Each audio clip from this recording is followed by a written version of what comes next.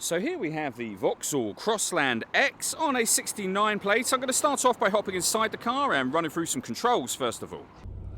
Okay, now that we're inside the car, we're going to start with the dials. Over on the left-hand side, we have the rev counter. On the right-hand side, the speedometer. In the middle at the top, the fuel gauge and coolant temperature gauge. And beneath that, the main trip computer, which includes the total miles for the car. There are 7,572. Also in that section, you can see that it will show you what gear this car is in. It's an automatic, so we are in park at the moment. You can change the actual information displayed within that section using controls on the indicator stalk, and you can, as you can see, have a digital readout for the speedometer displayed there, should you wish to have that. If we back out to the steering wheel, on the left-hand side, we have cruise control and speed limiter, and over on the right-hand side, both stereo and phone controls for the car.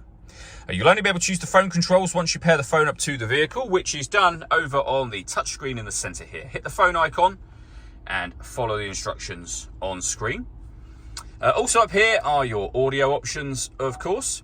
And you can see this car's got AM, FM and DAB radio, USB input, Bluetooth audio as well. So not only can you make and receive phone calls, you can also stream your music wirelessly as well. You can also plug in your smartphone via its USB and project certain Vauxhall friendly apps up onto the screen as well.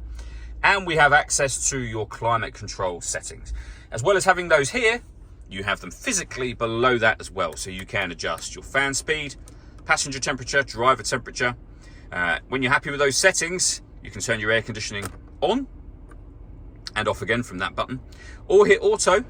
The car will now take control of the fan speed for you to maintain the temperatures that you've asked for. Any manual adjustment will override auto straight away again. You can also recirculate the air that's in the car. That's a great way of heating it up or cooling it down quickly, depending on the temperatures you've set just here. Beneath that, we have a 12-volt charging socket, USB input, the gear lever for the car.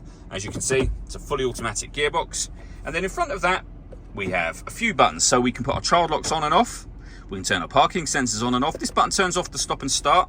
This car is designed to cut out when it's stationary in traffic to save you fuel. That system is off when that light shows.